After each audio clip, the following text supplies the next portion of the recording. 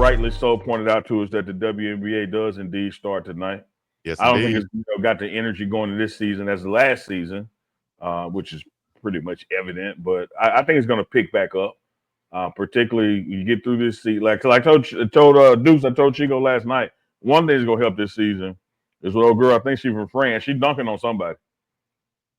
Drop Yeah. step. Yeah, she's Yeah. gonna get an in-game dunk.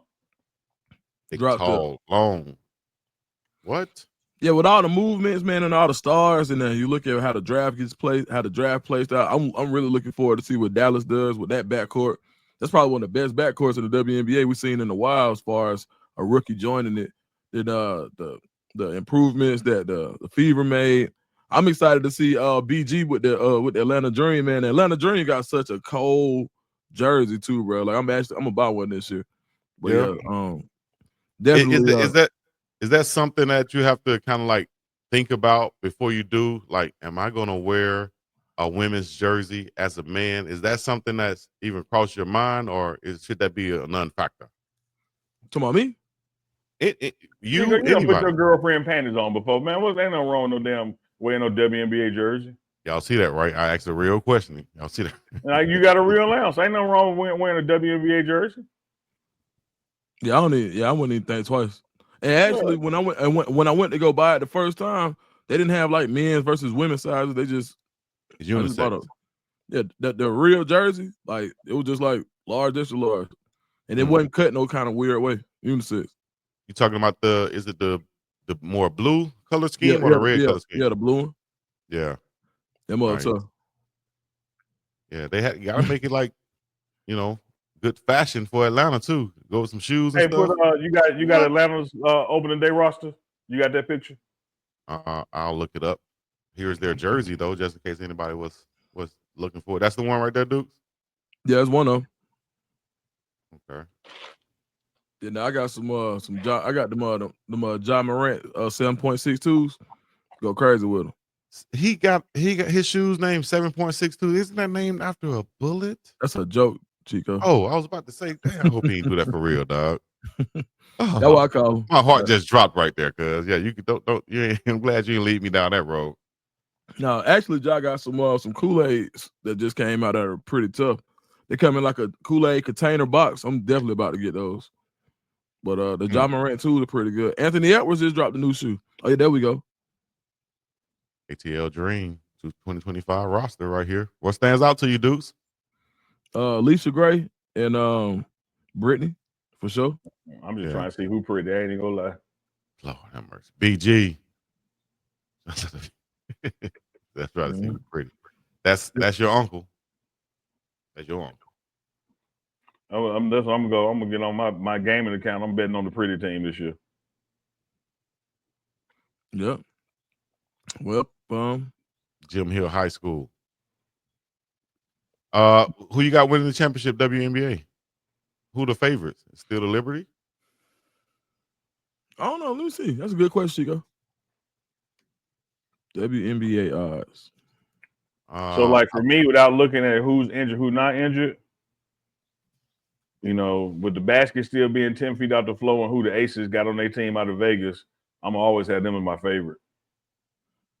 Now, whether they pull it off or not is a different thing, but can't teach height. Right now, you got the Liberty first, then the Fever, the Aces, the Lynx, and the Mercury, top 5.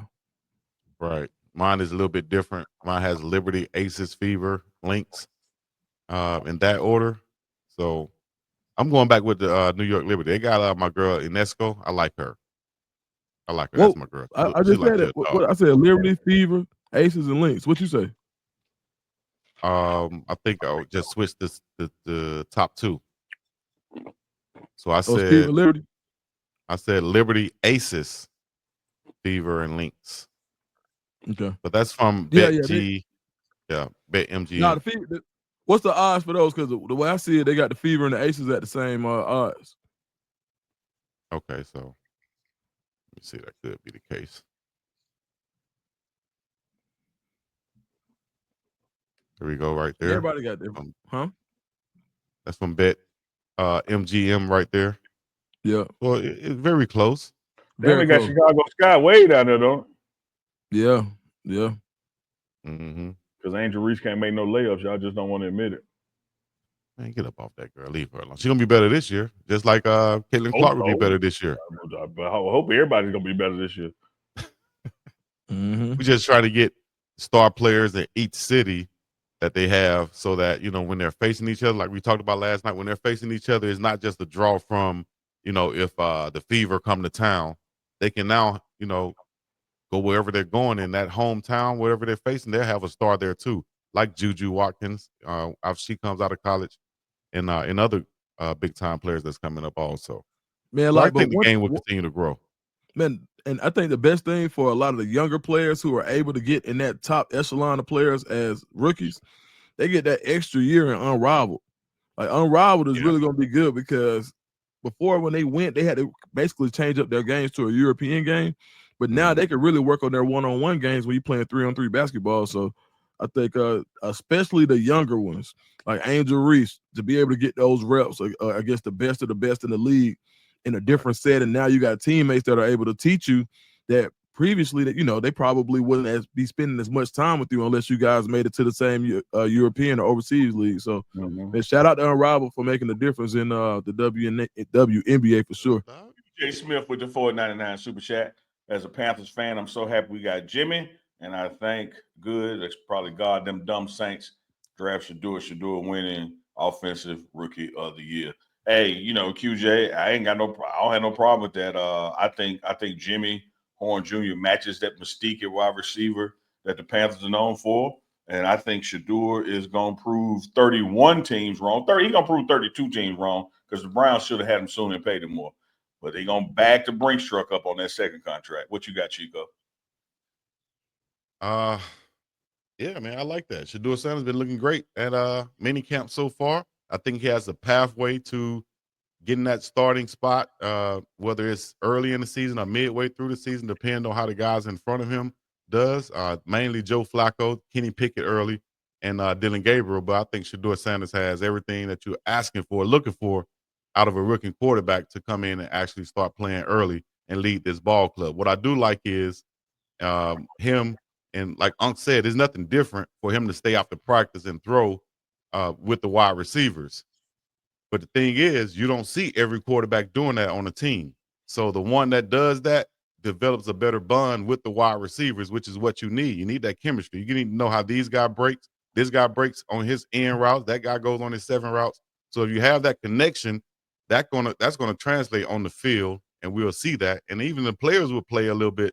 I don't want to say harder, but you'll play a little bit different when you have a certain quarterback in there. When you know you have an opportunity to get the ball. So I think Shador is doing the right things to build that chemistry up so that when he does get that chance to go in there where the actual bullets are flying in the ball game, he'll be a step ahead of the other quarterbacks, which will put him in the position to be the starter at least by mid-season.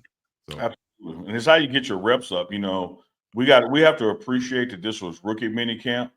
And so when camp starts, organized team activities, OTAs, and then when the full camp starts in July, whoever the third and fourth QBs are have to absolutely make the most of their reps because you're not getting a lot of them. And so your reps are going to come before and after practice. And that's one thing Shador, like we talked about it last night, Chico, is that like folks just don't understand, the work ethic of a Travis Hunter, the work ethic of a Shador Sanders, that they are not pretenders. They're beyond contenders. Like they do this, like they stay late, they come early, they're in the playbook. And shout out to again, Ferrante in the chat, Travis's mom. Everybody making this, and rightly so, this big deal about Travis being nice on the airplane. They have they not heard his mama talk? I mean, that's how he was raised, what they thought was gonna happen. And you look at in the interviews that they've been doing post practice and how Coach Prime has said, you come play in Colorado, we're going to get you ready to be a professional. And you look at the Cameron Silverman, Craig, Shador, Shiloh, Travis, you look at Jimmy Horn, look at their post-practice interviews and compare those to players from other places, and you tell me who prepared to be on that microphone with that camera and that bright light. It is clearly these guys are ready to play football, and they're ready to be the leaders on and off the field, and it just shows in what they bring to the table when everybody's watching or when nobody's watching. Thank y'all for coming out. Have a great weekend. Aloha Friday. Put your shakas in the air. Go have a good drink. Eat something healthy. Get a workout in. Say your prayers. Eat your vitamins. And no, brother, we'll Wrap be the back. show. We'll be back Monday, Wednesday, and Friday with more The Morning Run. Until then, we up and about this thing. Peace in the Middle Peace and East. release.